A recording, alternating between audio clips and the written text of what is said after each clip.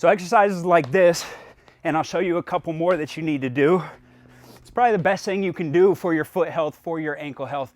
When you get that ankle and foot stability and stiffness, our ground contacts look a lot better. We're training those co-contractors to handle impact. Has effects all the way up the body. If you don't have that good stability at the ankle, we have problems all the way up. Knee pain, hip pain, back pain. Now, I talk a lot about slant board stuff, right? Slant boards are getting really popular in the strength and conditioning world because you're training these different ankle positions. So look at these different ankle positions that I'm getting. So I'm getting eversion, and then when you go this way, you're getting inversion. But keep in mind, multi-directional hops is the same thing. This is the same thing as a slant board. If I'm hopping here, I don't get that variability at the ankle, but if I'm hopping side to side, multiple directions, I'm getting that same inversion, eversion, right? And then the wider I go, the more you're challenging that. And so you can start, I like to start around maybe 6 inches, make it nice and light. And you can start with sort of slower if you want, and then start to get a little more springy. But look at how we're training the ankle with this side to side. And now you master that. I take it 1 foot length. Technically don't even need the bumper plates. You could just be going side to side and gradually increase that. I like to use the bumper plates though. So I'm going a little bit wider. And you can see now I'm starting to train the ankle with these different planes of motion. Eventually you can get it to 2 plates. Once you're at 2 plates, now we're really getting out. Boom, boom. Exercises like this is really where it's at when it comes to building the spring in the ankle, the stiffness in the foot and ankle. Some people spend a lot of time on calf raises and anterior tib raises and all this isolation stuff, but it's all slow. None of it is actually preparing you for real ground contact. We need those co-contractors. We need not just linear, we need the side, we need the peroneals, we need the inverters and the everters all working together along with the ant-tib, along with the soleus and the gastroc and the post-tib and all these muscles working together. It's not about the strength of each individual muscle.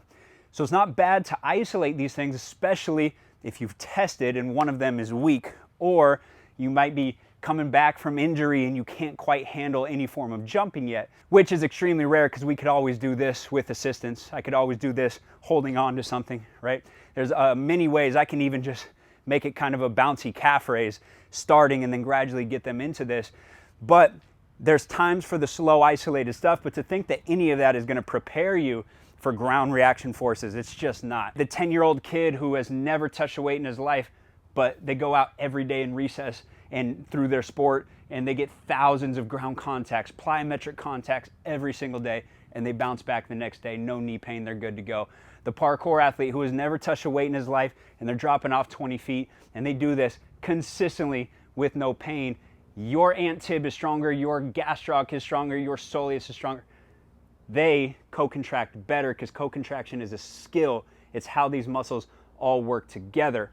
But the real meat and potatoes in your training should be stuff like this. Stuff that prepares your tendons for spring forces, right? Spring loads is entirely different than slow tension. It's entirely different than compressive forces on the tendon. Like if I get down in a deep squat with a heavy weight, am I training the tendons?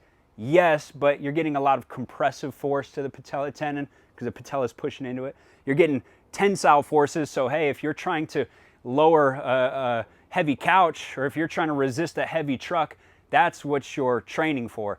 Now it could still be good because at the structural level, we could be rebuilding some of that. So from like a rehab standpoint, it makes a lot of sense.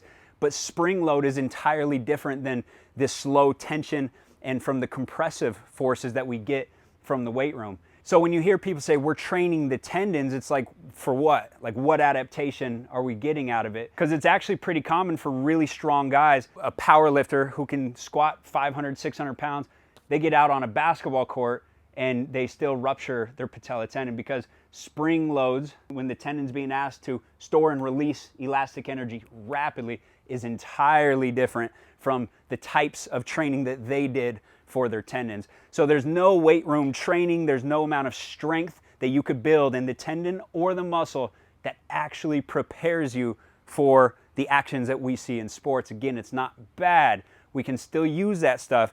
But I think a lot of people hear things like, well, a deep squat trains the tendons, and they don't ask that second question, what are we training the tendons for? Are you actually training it for spring, Or are we just training it for high compressive forces or shear forces or high tensile forces at slow speeds?